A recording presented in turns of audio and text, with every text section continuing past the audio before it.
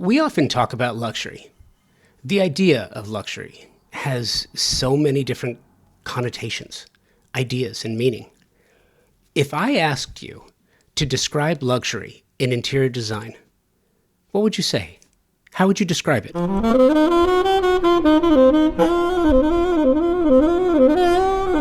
If I asked 10 designers what the word luxury meant, I am quite sure that I would get 10 different definitions. And you know what? That's exactly how it should be. I believe that luxury is more of a state of mind than a place or a thing. Socrates had something to say about luxury. By the way, you didn't think we were going to Socrates today, did you? Well, a little latitude, please. Just follow me. Socrates said, quote, "He is richest who is content with the least, for content is the wealth of nature," end quote. But he also said, quote, "The only true wisdom is in knowing that you know nothing," end quote. Deep, right? And I think in this context, you're creating a connection between wealth and luxury, which I think is the way most people think about it. And things didn't end well for Socrates. So as a philosopher, one of the best, I think there are people who are very happy with the ultra luxurious lives they live and love the wonderful and expensive things with which they surround themselves. And I also think there are people who would tell you that the feeling of luxury, it comes when they're immersed in an environment that is conducive with the way it makes them feel happy or content. And isn't that what home is supposed to do? Who wants to live in a museum? So where am I going with this? That is a great question. Today, you are going to hear from Brittany Farinas from House of One. We're going to be discussing luxury, Miami, Florida style, and other places where you can find her work. I think that this idea of luxury is going to be coming up more and more because we are discussing more and more ways that home has become so personal, whether you are in fire-ravaged parts of Southern California, hurricane-ravaged parts of Texas or Florida or along the eastern seaboard, or fires, floods, or maybe it's just all of the noise from the outside world that you want to just shut off for a little while. You know what I mean? So we'll be discussing the work itself, and I invite you to follow along. Checking the show notes, you will find a link to Brittany's work. So let's catch up with Brittany right after this. I am just incredibly proud of this partnership I've got with Thermosol. They have been presenting partners of Convo by Design going on 5 years now. And there is a certain amount of pride that comes with saying that the show is presented by the company that is the best in the world at what they do. Thermosol engineers the most exceptional smart shower products and steam shower systems worldwide, full stop. And it's for a few reasons. First of all, they were the first company to design and patent the technology here in the United States, dating back to 1958. Thermosol, a U.S.-based manufacturer based in Round Rock, Texas, employs an engineering team that designs, tests, and continuously refines the product. Their quality control team tests every single steam generator before it departs the factory. Who else does that? Nobody that I know of.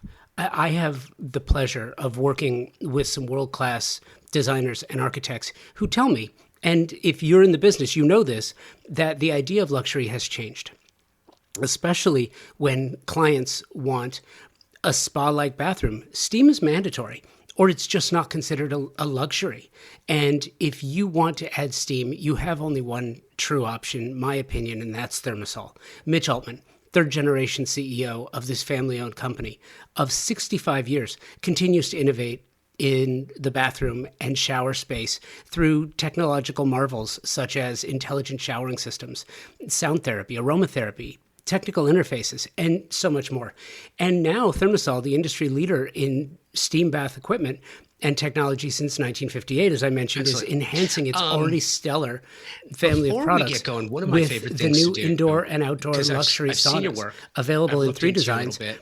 The configurations What's are the absolutely backstory? amazing, and you How'd should you wind up probably go here? check them out. Yeah, so my Indoor and mom outdoor worked options. in a It's furniture amazing. You store. So really do growing need to up check them until I was out. about Go to like middle school age, like thermosol.com 12, 13, or I at spent a ton of Thermosol time at on the a socials. local furniture showroom that's still around today.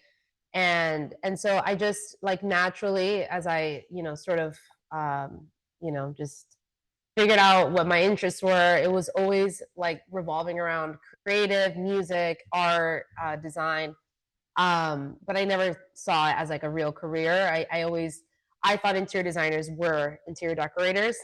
And so I graduated high school and I was like, well, it's really a lot of architecture. And if I sort of take that route, I think I'll be really happy. And that's kind of how I naturally got into it. That's like the short story, but that really kind of covers it.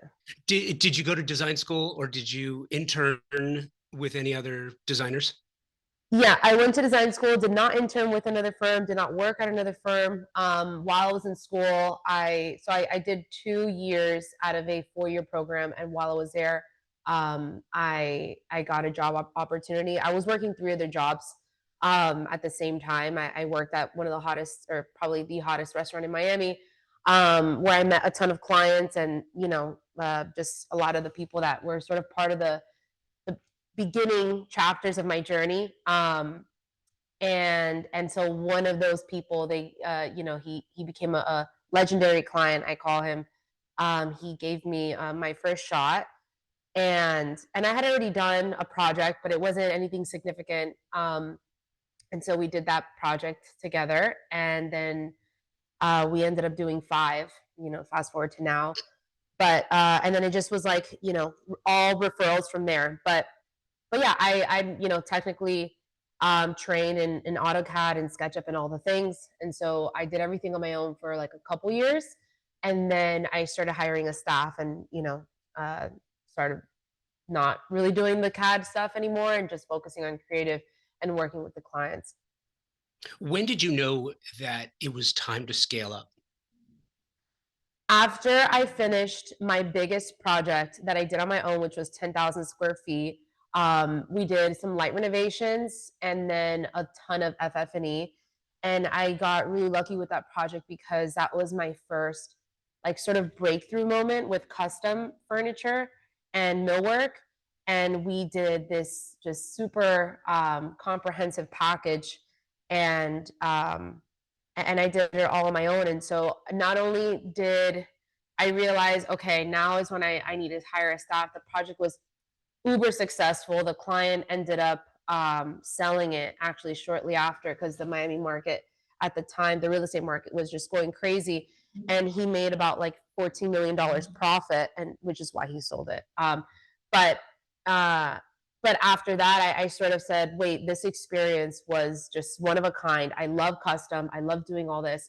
And so I just sort of said, okay, I'm going to grow my business as far as like scaling the team, and I'm going to really just focus on projects that require like an extensive custom package because that's what I really love to do. And I think we sort of made our mark in the industry with that for sure. So what's your approach when you say a custom package? It's really interesting because backing up a second, I always find it fascinating. You have so many different ways that some creatives wind up in the business. You have some that go to design school and then start a firm.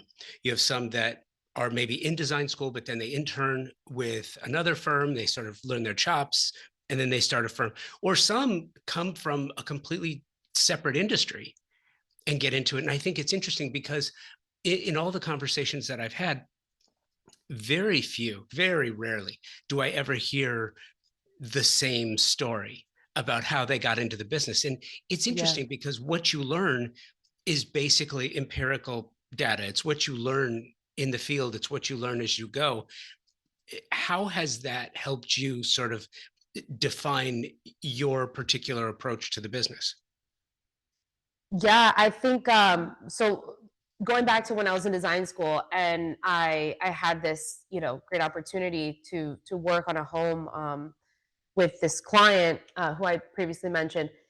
It was, a lot of the learning and then applying, learning and applying, learning and applying. And so whether it was design school or then it was like on the field, but then I was also doing a ton of research because I didn't intern for anyone. I didn't know what it like meant to run or build a successful design business. I had to do all the research in the podcasts and in the articles, Business of Home, Luen Nigera, like all these different resources that us designers and in our community we all come to know and love. I just sort of leaned on that and then just trial and error, apply it, and if it didn't work, okay, great, and if it didn't felt right, but people were saying this is how to do it, I just sort of went with my gut feeling, and then I also saw what was working for me and my clients because every designer has a different set of clients and they have a different type of personality. They connect differently with people, and so however my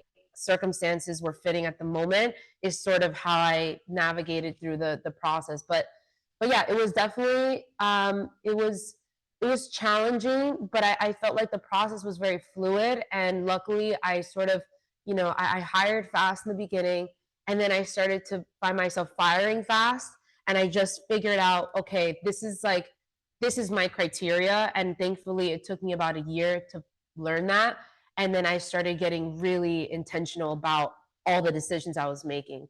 Um, but yeah, a ton of sleepless nights for sure. Is what it took. It's funny too because I've heard, the old adage, hire slow and fire fast, right? Yeah. And I'm curious, when you're scaling up as rapidly as you were, and I imagine too that a lot of this was coming out of the pandemic, or maybe during, when people are moving to Florida in huge numbers, and there's just this huge influx of clients, and they want everything now. And especially with FF&E, how everything was delivered slowly. It took forever to get things. What did you learn, and what are some of the lasting lessons that you think you carry with you now from that experience? Two things. On the very positive side of what I've learned and what I found to be really reliable and true to this day is that custom is not only um, just a better route as far as just the design flexibility, but also as a resource, as a controllable resource as it pertains to time and availability and all the things. Like it's there's something really special about checking on a huge project. Let's say it's custom headboards, sofas, anything on the upholstery side, but then also the cabinetry side and case goods and millwork, and then being able to take my client and giving them that sort of experience. So from the supply chain issues with COVID, I found that doing custom was just like a definite yes. Um, and I'll say about 80% of what we do is custom furniture, and the rest is just things that, I mean, we even do custom rugs and oftentimes custom lighting, but there are pieces that we're not gonna just like make things overly complicated because things are already so detailed as it is. And then the one thing with the one thing I learned with clients and just over the years, I think my number one lesson is not to be the hero. It's like we tend to always want to help the situation and be that designer that can do it all and like be that resource and super efficient. Um, but unfortunately, it's definitely more important, and the better route is to let the client know, hey, look, this is the situation, good, bad, or ugly. Like this is kind of what it is, and we got to sort of figure it out and move on, and manage those expectations. Um, Oftentimes, like it's like that saying, no good deed ever goes unpunished. It's very true. You can try out of the goodness of your heart, or wanting to see the project become really successful and trying to go above and beyond, and oftentimes it's just out of your control. It's other vendors, their timing, and all the things. So Yeah, I definitely say the hero complex that a lot of us have, I think is something that I've sort of tossed out the window and said, you know what? I'm just an interior designer and I'm here to do my job. And that's, comes with a lot of transparency. And that's that. So that being said, and talking custom is great.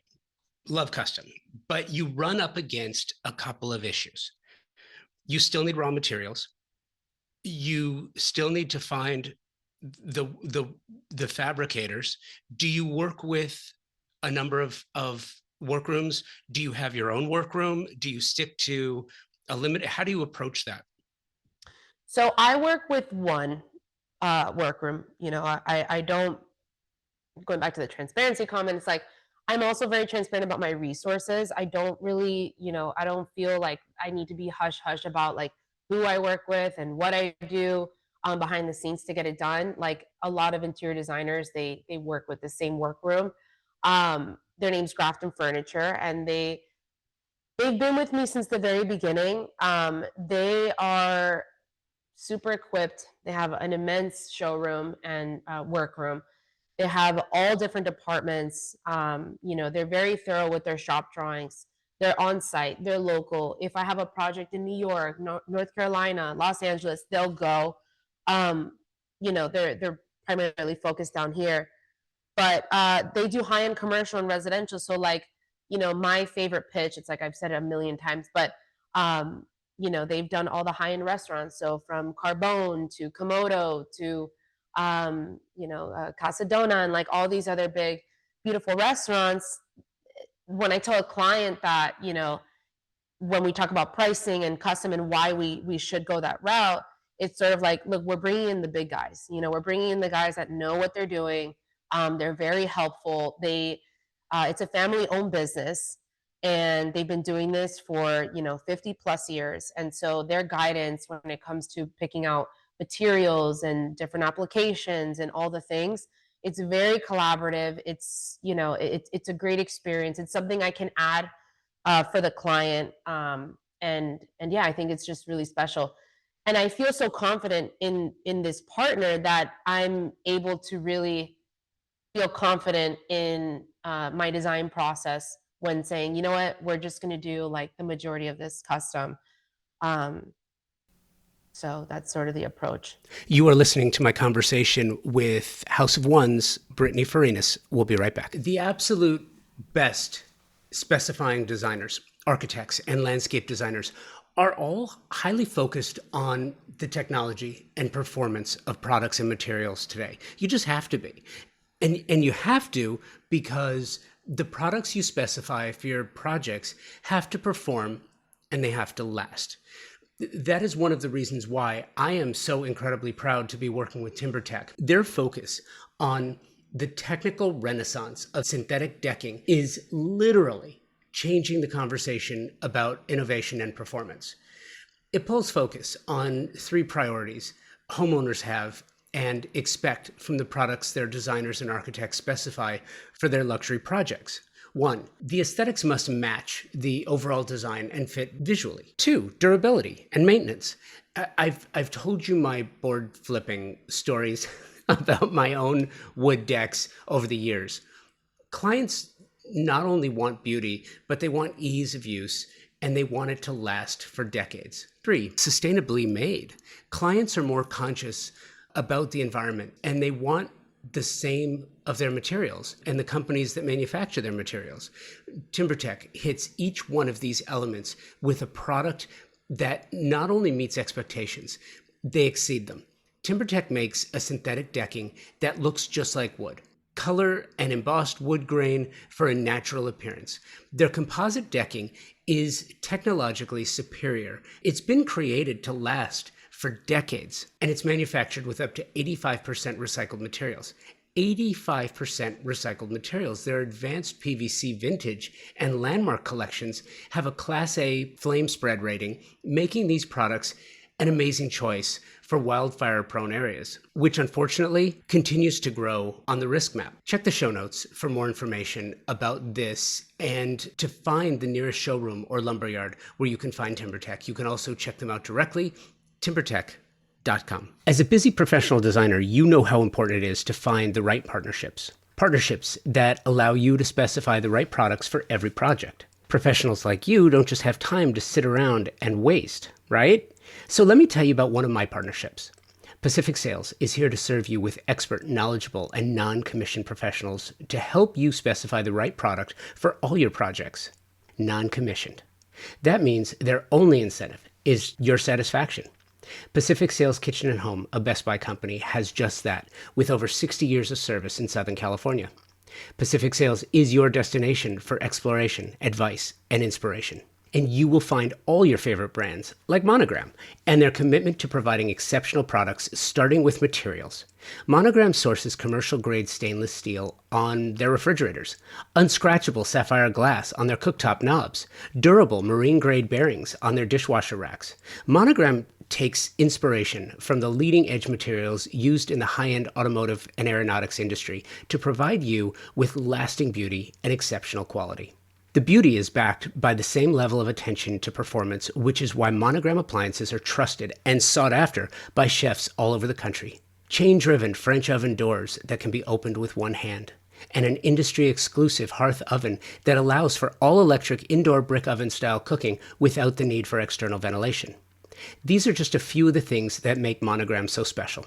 Pacific Sales features Monogram appliances, and Pacific Sales Kitchen and Home team is here to help you and offer their Pro Rewards program, which is a trade program unlike any you have experienced before. And here's the cherry on top, access.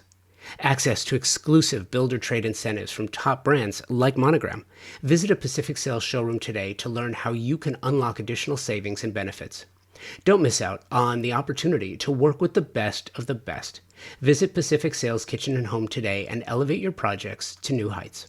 Pacific Sales Kitchen and Home, where excellence meets expertise. It's interesting too when it comes to sharing resources, and I'll give you my take on the industry and where we are now, and then I want to hear sort of your thoughts on this. People are so conscious now of dupes, right? Because dupes are everywhere. And, you want authenticity in the work. At the same time, it's much easier in many cases, if you work with a good workroom, to have something custom made. How do you think about this whole, because I don't recall a time where dupes were as big an issue as they are right now. I mean, the whole Clements and Donald Judd and Kim Kardashian issue with the La Manzana chair and the chair 84 and the La Manzana table. It's incredible to see the publicity that got, and just how someone could look at that with an objective view and say, that's pretty darn close, and there's an ethical question there as well. And that's not to say that every workroom or every piece of furniture is a dupe of something else, but it kind of seeps in, because as prevalent as anti-social media is right now, it's everywhere. And when people put up pictures, that inspires someone else to say, hey, here's a derivative view of a piece that you can have made, you can deliver to a client. Is that an issue that you think about, or is it just something that you're just doing your own thing and it's not really an issue to you? So generally, we are not pinning images of other artisans' work, and then saying, this is what we want to do custom. What happens is we'll design a room, and I can tell you all of our beds, the majority of our sofas, like it's just sort of a free form. It starts as a sketch and then it goes into 3D, and then so right there, whatever aspect of like authenticity from the artist, let's say it's close, where there's no intention of just trying to get a better price by doing it custom. But there are times where we're like, we really love this piece. What do we do? Have we made versions of pieces, and so becoming pieces that are inspired by the artist? Sure. I mean, I think there's shapes and lines and things that we want to sort of become inspired by. Um, and quite frankly, sometimes like these pieces are just not available. So it's like, we're not trying to sort of take the back route and do it ourselves. But if we feel inspired by a piece, and a lot of times what I'll do is I'll write that in the copy of our Instagram, inspired by this, or or in an Instagram story. Um, but yeah, it is a touchy field because and furniture making it's hard, right? Like artwork, it's different because it's like you got the canvas or you got the piece, and it's just like kind of the image is there, but then furniture gets a little bit more subjective and more gray area. So we try to be mindful of not copying someone else's thing. I mean, Pinterest, right? We'll look at beautiful images all day long. And if we see a chair that we love, maybe if the client doesn't have the budget or if it's just not going to work for the project, but we love some aspect of it, we try to do like our own flair, um, which I think is a compliment to the artist. So that's what we do. Yeah, no, listen, it's funny though. It's one of those things where I think it's going to become more prevalent, especially as we look forward to where we are now. I mean, hypothetically, right? A client falls in love with an Italian sofa, right? They fall in love with Italian cabinetry or case goods, and there's tariffs, and it's raising the cost of what it was in 2024 to 2025 by 20, 30, 40%. I don't know, something from China, raising it 50% or even 100%. So a client comes to you and says, listen, we love this, but it's out of our budget. And, as I have found that many designers are truly people pleasers, like you just want to make your clients happy.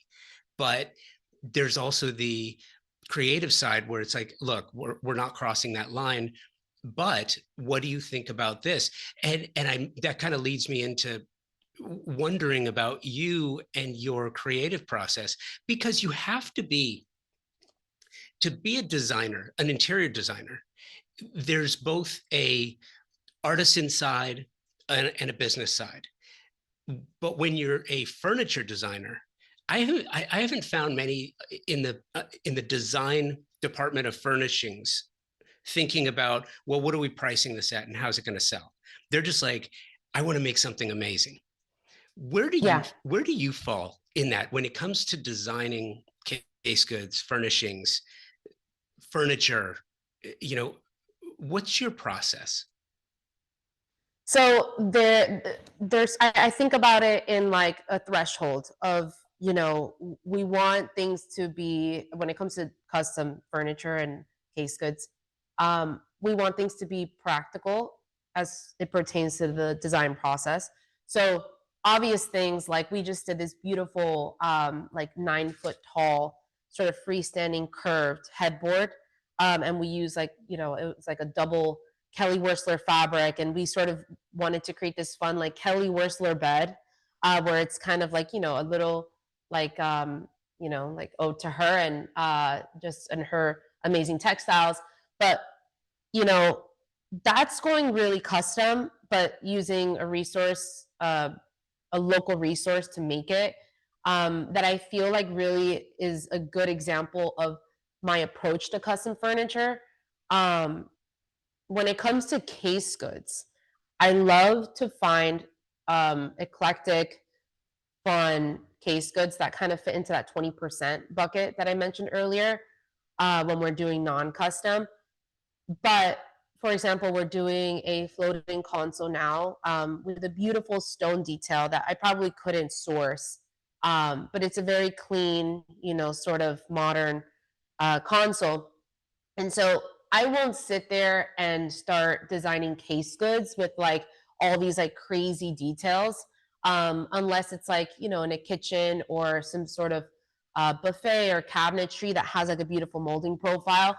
But I do find the beauty of sourcing sort of like these jewel pieces and then mixing that into the custom furniture. Um, and a lot of our like wow millwork pieces are like our media units, because we get to mix in like beautiful materials and stone and glass and mirror and all the things.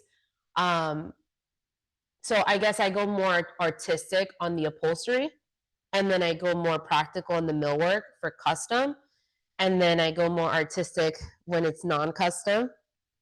So I don't know if that kind of clicks or makes sense, but yeah, I'm not going to sit there and if there's a beautiful Italian bar, I'm not going to try to recreate that at all. I'd rather just find the one, unless it's a built-in. Then it's a different. That's a whole different language.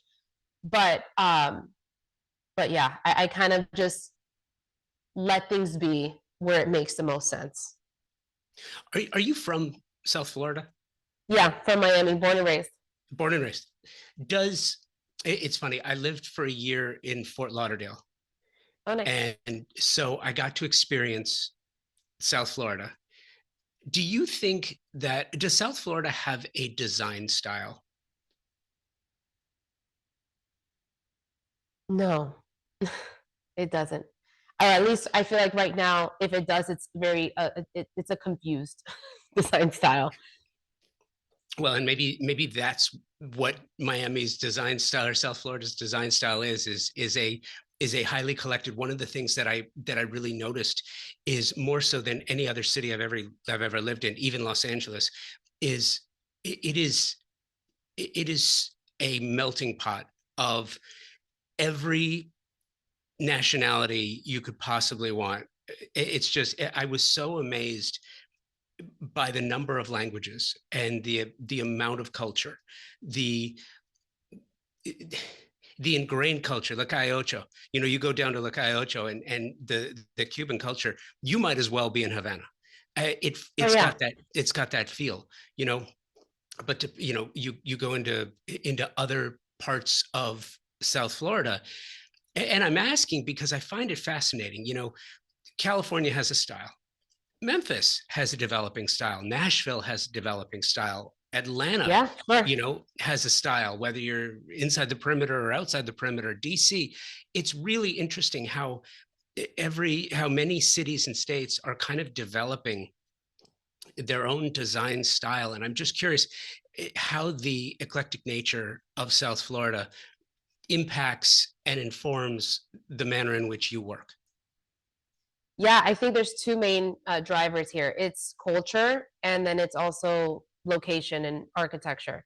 So, let's say, and just for the record, I'm, half Cuban and then a quarter Dominican, quarter Brazilian. So let's say someone, a Brazilian has a condo in the heart of South the Fifth, South Beach. It will probably look a little different than if they had a house in, I don't know, in Davie or the Gables, and I think that like it all depends on the location and what the what the brief is for the project. But definitely it's everyone has a different vision and personal style. But I really think the first thing that comes first is the location. Whether it's a house, condo, where is it? For example, I have clients that are from Boca Raton, Florida, and they bought a beautiful 4-bedroom condo in South Beach, and they're like, I want this to be a beach condo. I'm like, okay, like that makes sense. And then her personal style is very feminine, and so what we did was we took like the color palette was very much inspired by the pinks and blues and oranges from A Beautiful Sunrise, and so that was our interpretation of the South Beach condo. Whereas maybe a bachelor has the same condo and he's like, I want a beachy condo, but I want it masculine. I want, black marble with bronze veins. I want like bronze accents, and I want it to feel very, rich. And so everyone has a different interpretation. But like I said, the location sort of inspires a lot of the project. I love that. And do you find yourself? It's funny. We're recording this in January, and I always call this the silly season. because this is the time of year where everyone who's got an opinion, be it Mhm. the magazines or an influencer, is going to be on social media talking about what you're going to see in design in 2025 and what you're not going to see in design in 2025. And I've always felt like it's clickbaity, and there's just, it's not relevant, because a lot of the things that you find in design now have been informing the creatives over the last few years. Trends are great. I love trends, but when they get trendy is when it's a problem. And it's funny because when I think of my youth, I hate to say this, but Miami is always that pink and blue from the Miami Vice logo.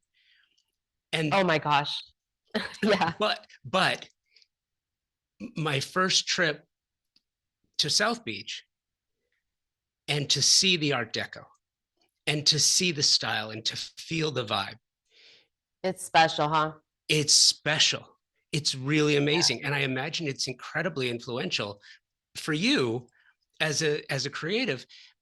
How do you parse the noise? How do you get beyond the trends? How do you talk to your clients about, like, look, I know you've seen that there's going to be no more white kitchens this year, but as long as people like white kitchens, there will always be white kitchens, or whatever their particular design preference is.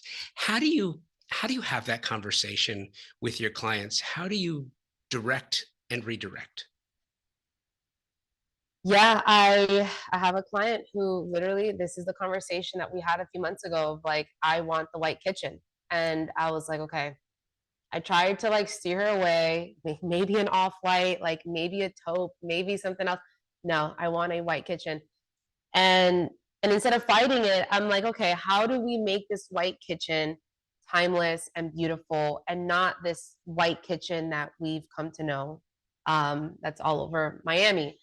Um, and that white kitchen has, historically just been sort of like a developer's kitchen, very generic and sort of, laminate and high gloss and the whole thing.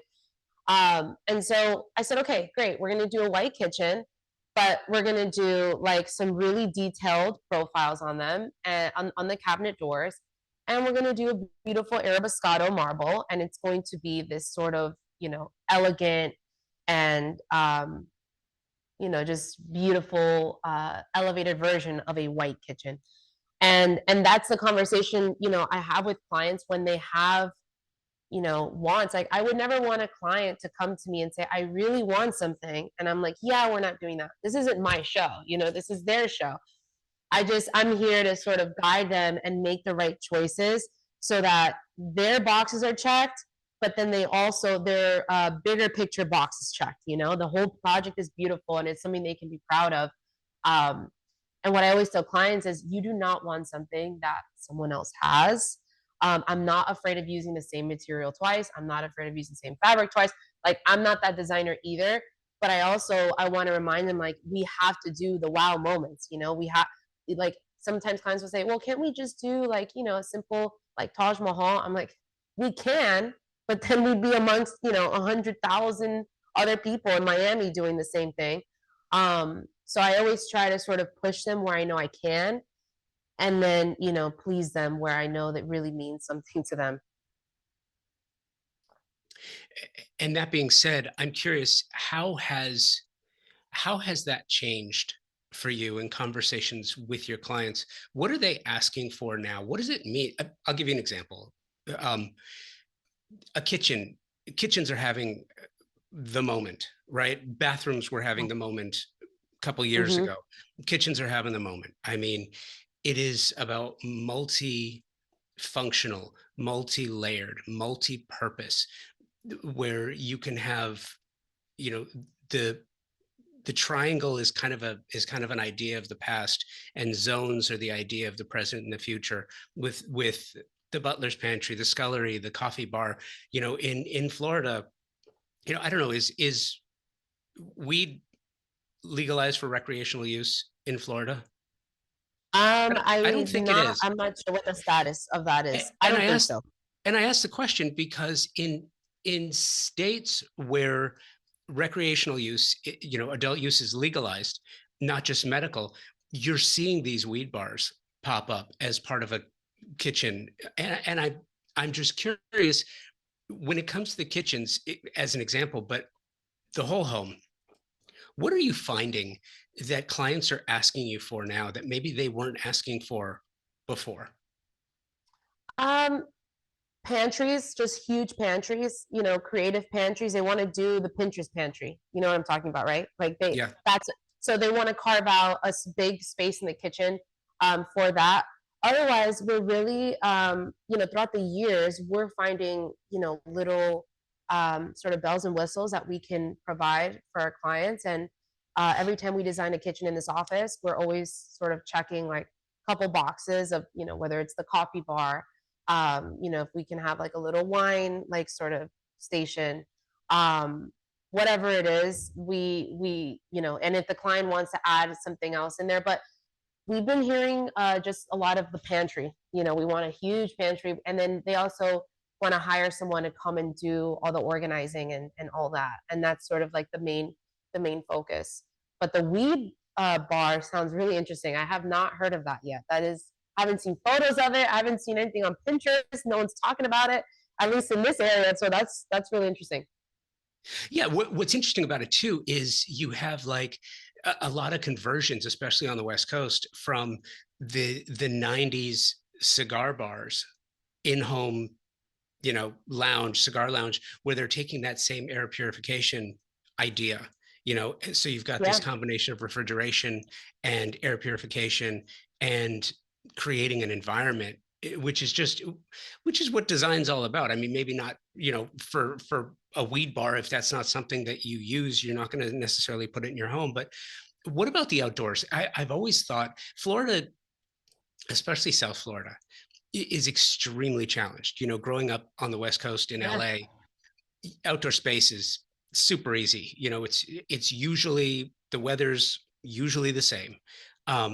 But South Florida, Florida in general, changes so dramatically. When I was there, there was a winter that was like 50 degrees and the lizards were falling out of the trees. It was the craziest thing ever. Do you find yourself using more outdoor spaces in ways that maybe you haven't before? Um, Outdoor spaces are tricky, especially in a And do you condo and project. and do you cross the threshold? Like, as a designer, do you get into the outdoor spaces, or will you tell a client, "Hey, listen, let's bring in a landscape architect for this"?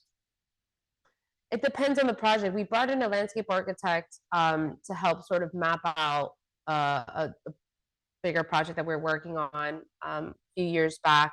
Generally, we're not bringing in architects to like help lay out the space because it's really tricky. A lot of people don't really use their outdoor spaces as often as you'd think. Um, Specifically with condos, like those terraces, you just put furniture so that it looks finished. But really, no one goes out there. It's either too hot, too windy, or it's raining. That's like one of the.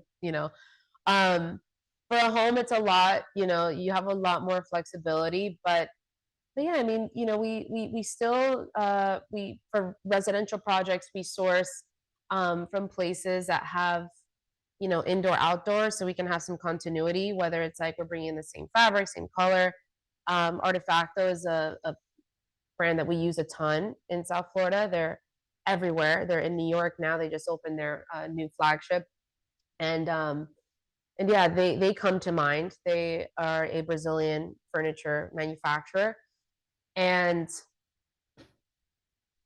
And then the other thing I was going to say, oh, and then on the commercial side, so we work on about one commercial project a year. Last year we finished one in South Beach. There's a restaurant project, and we did this, a huge custom banquette, 18 feet by 18 feet, and picking the material is really tough because you're just sort of like, okay, we could go with a teak or with like a Brazilian like Ipe would, but we know that you're gonna have to like restain it in the future, or we can go like a composite PVC, but it's gonna be composite PVC, and there's always a compromise, um, because our natural elements are so harsh, and And yeah, I had a friend of mine. She did a bunch of day beds for a pool project, and unfortunately, I think it was like 20 day beds, teak day beds, and then within 2 months, they all turned gray, and they didn't seal it right, and it was a nightmare and a disaster.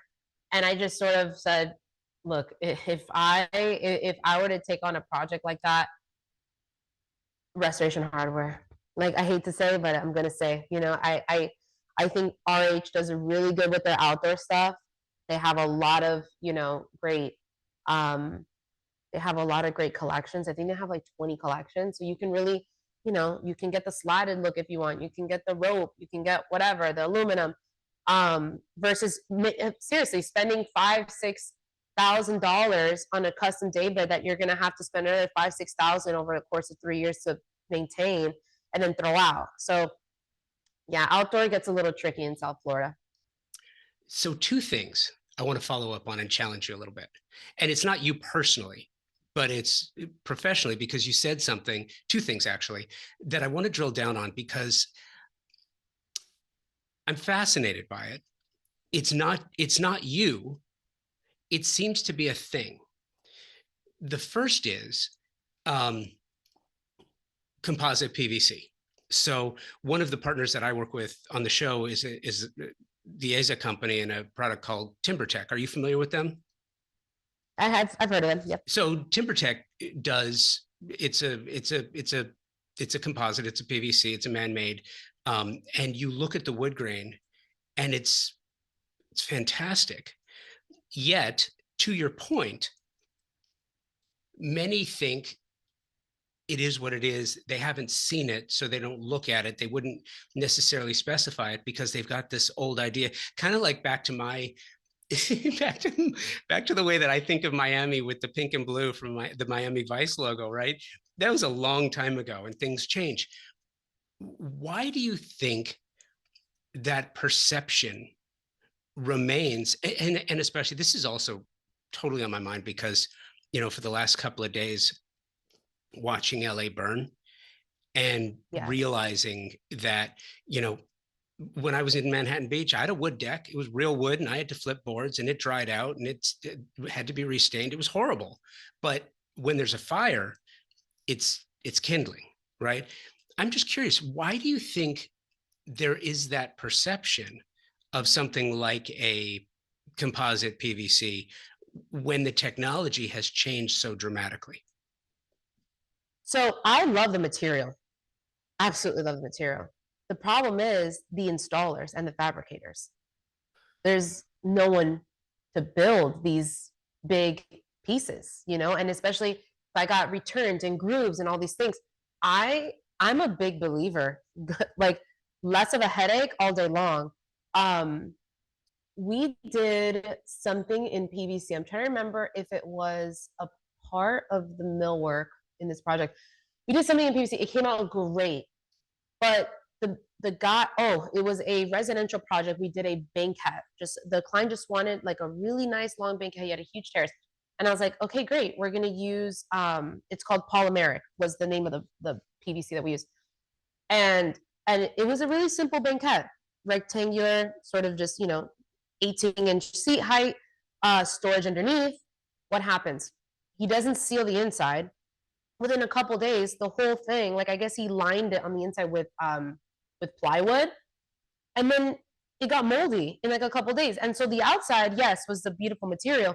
Now, mind you, I'm specifying this material, but that's as far as it goes. I can't, so the fabricator is a portion of it, and the installer is an issue. What I think that these companies should do, because we're working on a huge project right now, which you and I can talk about offline, in Hollywood, Florida, the Trump Towers, is, we have this beautiful design that we did. All of it is architectural cladding, custom furniture, sectionals, everything with the same wood spec, right? So it's the PVC that I want to use. But how can I put forward for a big project like that? This isn't a $15,000 banquette. This is a $200,000 scope. Plus, how could if I don't have anyone to put forward, I think these companies really should work on a way to sort of take it the full 100%, not just the material, but hey, here's some local installers that we sort of vouch for. Otherwise, I'd use it all the time.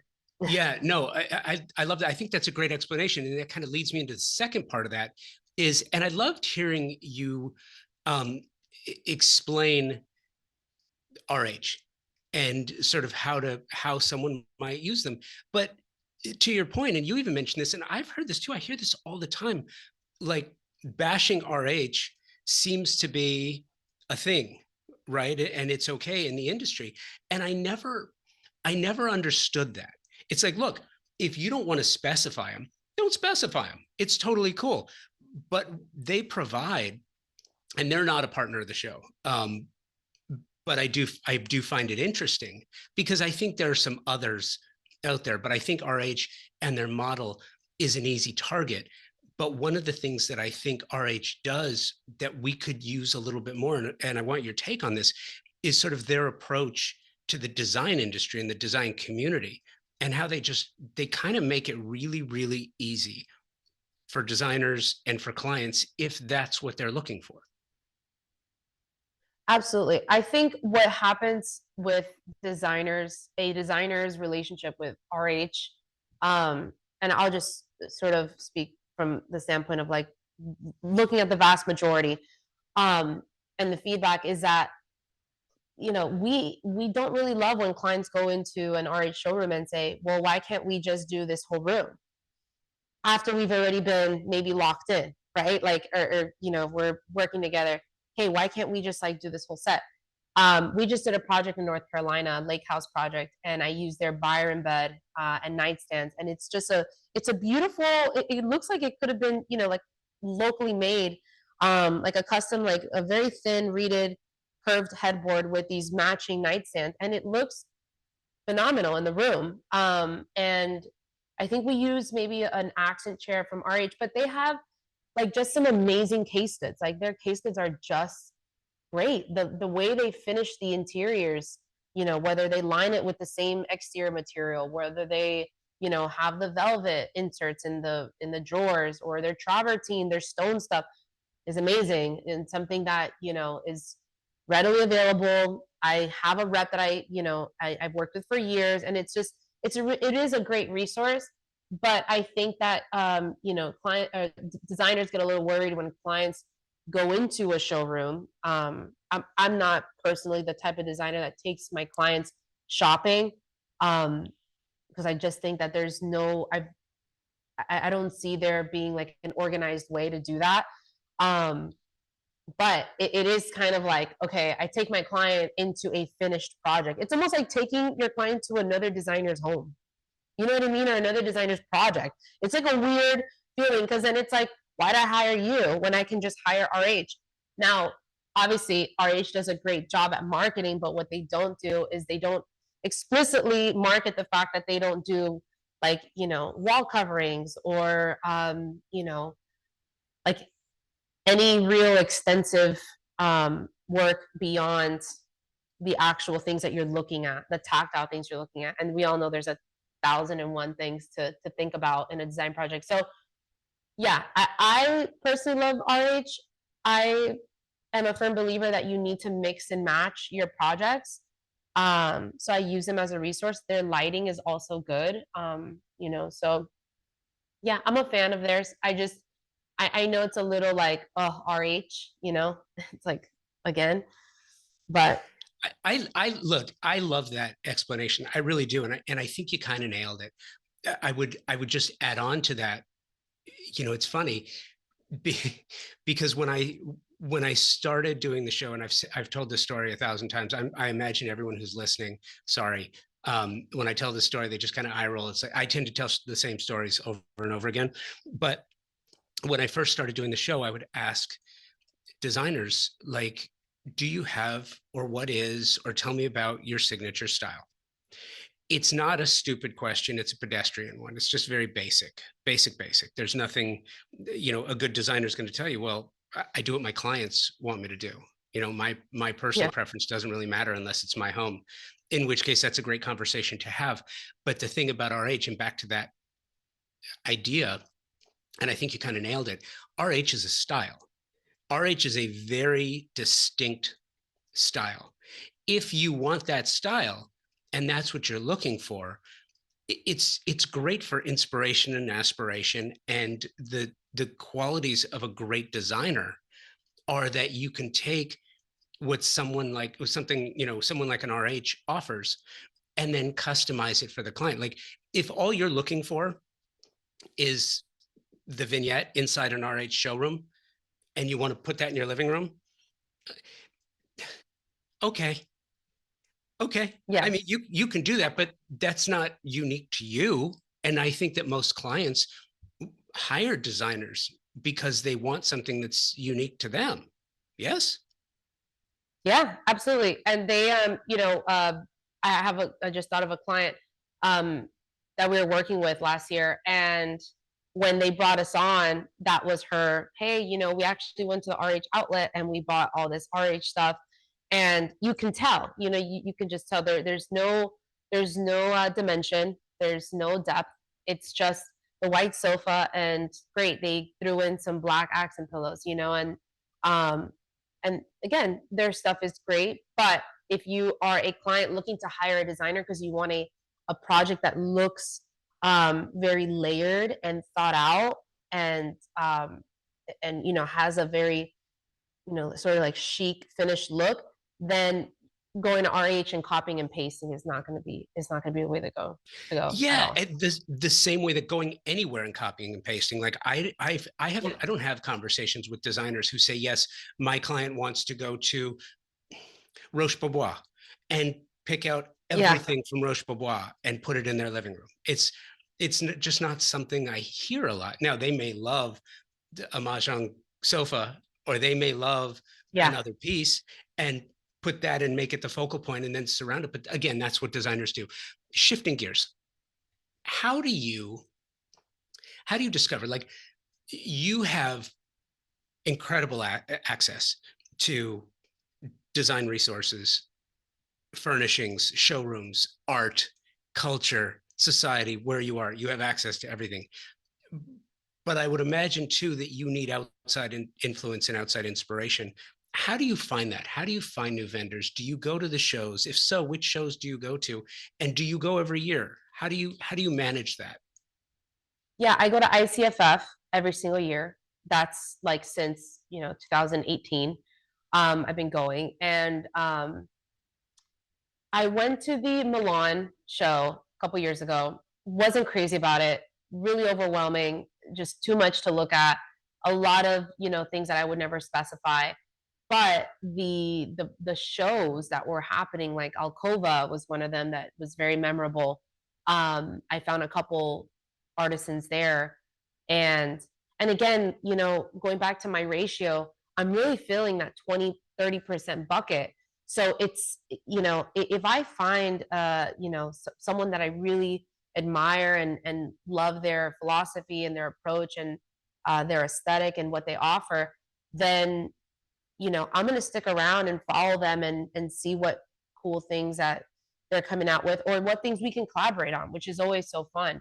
I recently met an amazing lighting designer, Joseph. His company is called Shakoof. They're based in Brooklyn, and I met him through the ICFF show, and I just toured their facility, and we're doing a couple chandeliers with him now, and super custom. And he's like, asking me my thoughts. Hey, what are you thinking about, like, this texture? And like, asking the designer. I think is that collaboration between manufacturer and designer is so important and special. Um, so yeah, New York has always been just an amazing source of inspiration for me. I just visited the Studio 27, uh, the new showroom, which was bonkers, like absolutely bonkers. That's like like the dreamland of all dreamlands when it comes to inspiration. Uh, but yeah, that not too much traveling overseas. London was great. I went there a couple years ago, and just felt like that didn't really connect with our vibe or like the clients that we serve. But New York and a little bit of LA too has always been sort of in our backlog for inspiration. Do you ever go to KBIS, No. Kitchen and Bath Industry Show in Vegas? No, but I've wanted to. Yeah. Do you do High Point? High Point, yes. I actually spoke on a panel this October at High Point. Um, High Point's great, but High Point's also like kind of reminds you of Milan a little bit, a little Well, I mean, overwhelming. when you said that, I was going to ask you, like, if Salone made you crazy, how does High Point work for you? Yeah, High Because Point's too that's a lot. It's a lot. much. It's a And I lot. feel like, maybe this is like wrong to say, but this is just my point of view. I feel like you just need to go to High Point once. Sorry. Like you just Yeah, go once. no, I'm totally on the other side of that. I think now, I don't think you need to go every year, but do you need to? Is there any show that you need to go to every year? Even ICFF for you. I know Yeah, you're going to see a lot of new things, but you're going to see a lot of the same things if you go year after year with regularity. Are you not? not really. Not really. I feel like, yeah, the bigger vendors like Brizzo and like just all these like bigger guys. Like, yeah, they're gonna have like maybe a couple pieces, like a couple new SKUs, but like everything is generally the same. But I'm looking for those like underdogs, like the cool, like for example, when I go to High Point, I go to like Nuevo, I go to iColts, and I go to like maybe two other ones, and that's it. But iColts is like my favorite showroom to go to when I go. Um, and yeah, like it is nice to see like how they bring out their new collections every year. But we have an iColts now here in Miami in Design District. So Yeah. yeah.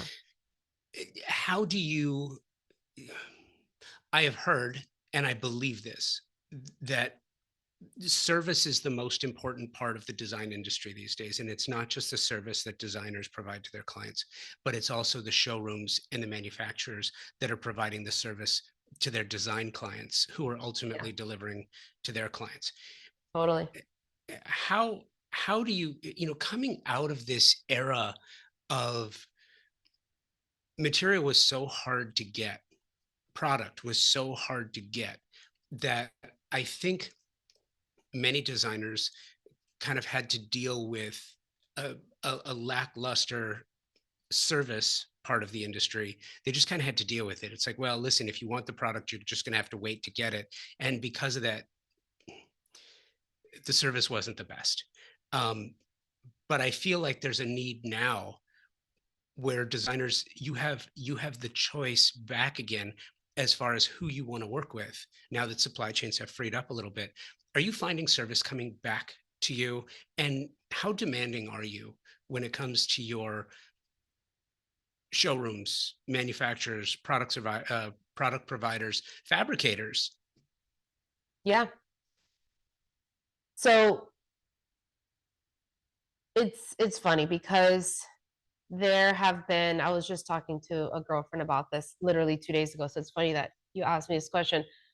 There have been people who were part of my journey who, I'm the type of person, let me start with this. I'm the type of person that I'm in it for the long game when it comes to the relationships with the vendors, with the fabricators, and all the people involved, because I need to have that peace of mind that I have some level of reliability when it comes to these projects.